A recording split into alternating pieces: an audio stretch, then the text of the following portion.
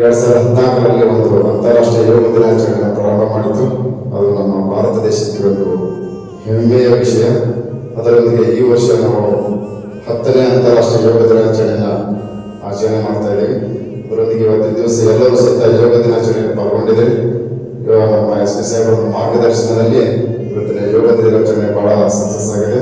ಸಾಹೇಬರು ಇವತ್ತು ಸ್ಟೇಡಿಯಂನಲ್ಲಿ ಜಿಲ್ಲಾ ಮಟ್ಟದ ಒಂದು ಯೋಗ ಕಾರ್ಯಕ್ರಮದಲ್ಲಿ ಭಾಗವಹಿಸಿ ಇಲ್ಲಿಗೆ ಆಗಮಿಸಿದ್ದಾರೆ. ಸಾಹೇಬರು ತಮ್ಮೆಲ್ಲರೂ ಉದ್ದೇಶಿಸಿ ಈ ಯೋಗ ದಿನಾಚರಣೆ ಒಂದು ಸಮಾರೋಪದ ನುಡಿಗಳನ್ನ ಮಾತಾಡಬೇಕಂತೇಳಿ ಕೇಳ್ಕೊತಾ ಇದ್ದಾರೆ.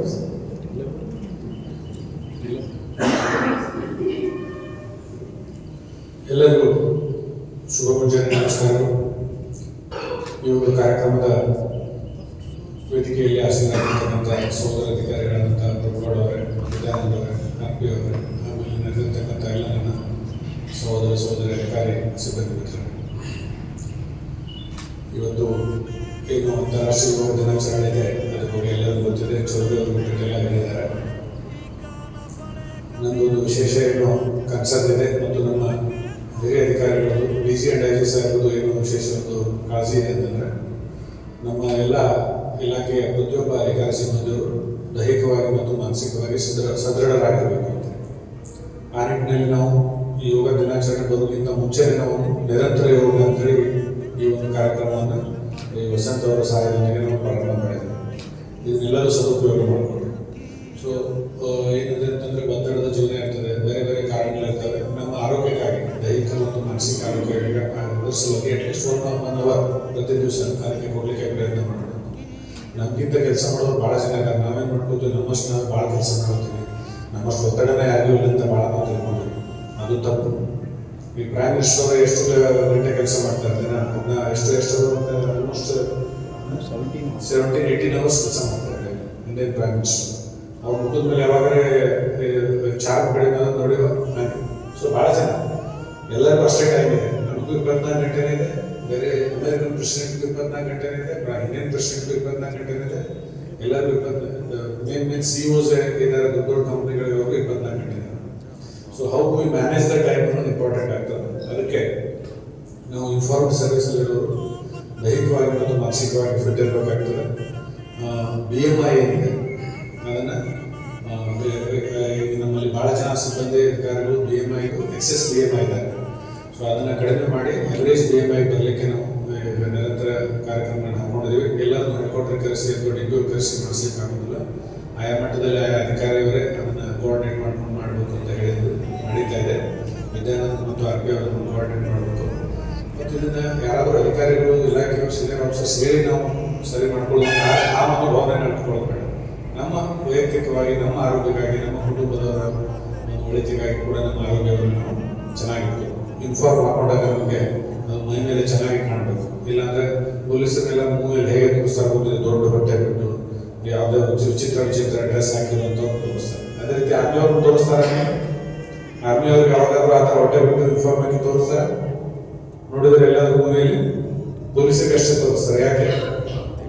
ಒಂಥರ ಜೋಕಾಗಿ ಟ್ರೀಟ್ ಮಾಡ್ತಾರೆ. ನಾವು ಅದಕ್ಕೆ ಅವಕಾಶ ಕೊಡಬಾರ್ದು. ನಮ್ಮ ಪ್ರತಿಯೊಬ್ಬರು ಕೂಡ ಎಲ್ಲರೂ ಇಂಡಿವಿಜುವಲ್ ಇರಬೇಕು, ಯಾರನ್ನ ಯಾರು ಬಿಲೀವ್ ಮಾಡೋದಿಲ್ಲ. ಸೊ ಅದಕ್ಕೆ ನಾವು ಒಳ್ಳೆ ರೀತಿಯಿಂದ ಫಿಸಿಕಲಿ ಫಿಟ್ ಆಗಿರಲಿಕ್ಕೆ ಮತ್ತು ಮಾನಸಿಕವಾಗಿ ಫಿಟ್ ಆಗಿರಲಿಕ್ಕೆ ಎಲ್ಲ ಪ್ರಯತ್ನ ಮಾಡೋಣ.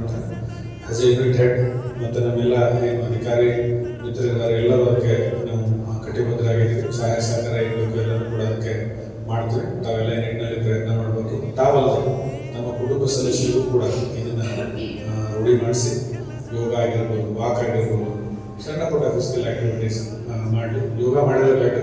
ಇದು ನಿರಂತರ 365 ಡೇಸ್ ಕೂಡ ಇದು ನಡೀತಾ ಇರ್ತದೆ. ಇದು ಪರ್ಮನೆಂಟ್ ಅಂತ ತಿಳ್ಕೊಂಡ್ಬಿಡಿ. ವಸಂತ ಅದಕ್ಕೆ ಫಿಕ್ಸ್ ಆಗಿ ನಾವು ಅದನ್ನು ಅವ್ರಿಗೆ ಅಪಾಯಿಂಟ್ ಮಾಡಿದರೆ ಎವ್ರಿ ಡೇ ನಡೀತಾ ಇರ್ತದೆ. ನಿಮ್ಗೆ ಒಂದು ದಿವಸ ಟೈಮ್ ಸಿಗ್ಬೋದು, ಒಂದು ದಿವಸ ಟೈಮ್ ಸಿಗಲಿಕ್ಕಿಲ್ಲ. ಯಾವತ್ತು ಟೈಮ್ ಸಿಗುತ್ತೆ ಅವತ್ತು ಬಂದು ಜಾಯ್ನ್ ಆಗಿ, ಯಾವತ್ತು ಬರಲಿಕ್ಕಾಗಲ್ಲ ಅವ್ರ ಮನೆಯಲ್ಲಿ ಎಲ್ಲಿರ್ತಾರೆ ಪ್ರಾಕ್ಟೀಸ್ ಮಾಡಿ. ಸೊ ನಿಮ್ಮ ಅದೇ ರೀತಿ ನಿಮ್ಮ ಫ್ಯಾಮಿಲಿ ಮೆಂಬರ್ಸ್ಗೂ ಕೂಡ ಇದೇ ಇದರಲ್ಲಿ ಮಾಡಲಿಕ್ಕಾದ್ರೆ ಹಾಗೆ ಇಲ್ಲ, ಬರೀ ಫ್ಯಾಮಿಲಿ ಮೆಂಬರ್ಸ್ ಒಂದು ಈವ್ನಿಂಗಲ್ಲಿ ಒಂದು ಸೆಷನ್ ಮಾಡಿದ್ರು ಪರವಾಗಿಲ್ಲ. ಆ ರೀತಿ ಏನಾದರೂ ಒಂದು ಪ್ಲ್ಯಾನ್ ಮಾಡ್ಕೊಂಡು ಎಲ್ಲ ಚೆನ್ನಾಗಿ ಮಾಡ್ಬೋದು ಅಂತ ನಾನು ಕೇಳ್ಕೊತ ಮತ್ತೊಮ್ಮೆ ತಮಗೆಲ್ಲರಿಗೂ ಅಂತಾರಾಷ್ಟ್ರೀಯ ಯೋಗ ದಿನಾಚರಣೆ ಶುಭಾಶಯಗಳನ್ನು ಕೋರ್ತೇನೆ. ಎಲ್ಲರಿಗೂ ತಮಗೆಲ್ಲ ದೇವರು ಒಳ್ಳೆಯದು ಮಾಡಿ. ಎಲ್ಲರಿಗೂ ನಮಸ್ಕಾರ. ಜೈ ಕರ್ನಾಟಕ.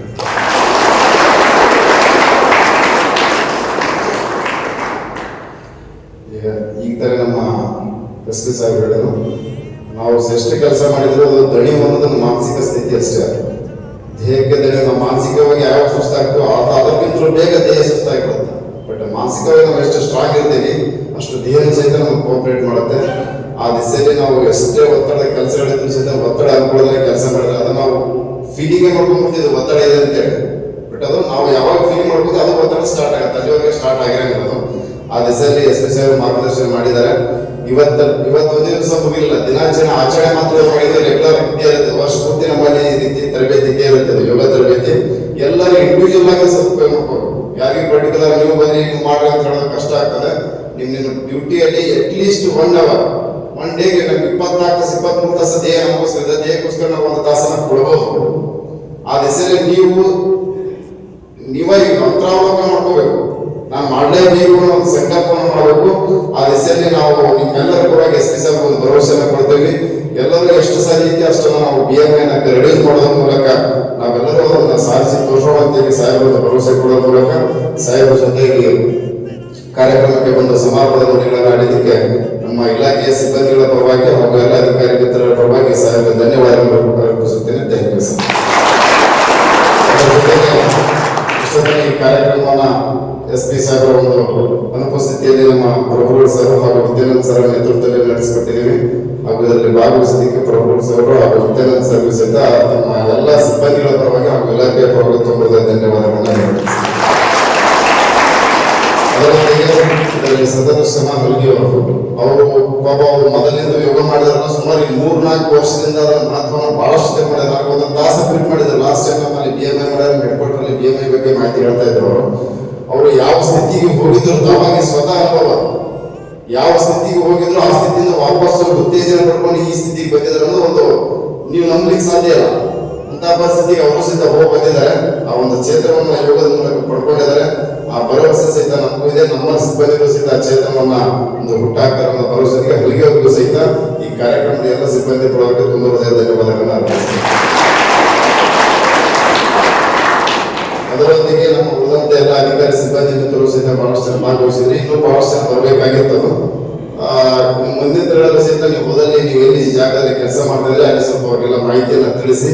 ಯಾವುದೇ ಸಂದರ್ಭದಲ್ಲೂ ಸಹಿತ ಡೈಲಿ ಬೆಳಗ್ಗೆ 7 ಗಂಟೆಗೆ 6:30ಗೆ ಸ್ಟಾರ್ಟ್ ಆಗಿರುತ್ತೆ.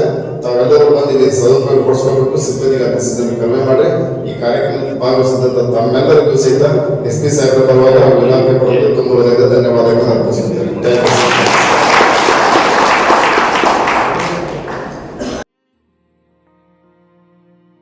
तेरी मिट्टी में मिल जावा, गुल बन के मैं खिल जावा, इतनी सी है दिल की आरज़ू। तेरी नदियों में बह जावा, तेरे खेतों में लहरावा, इतनी सी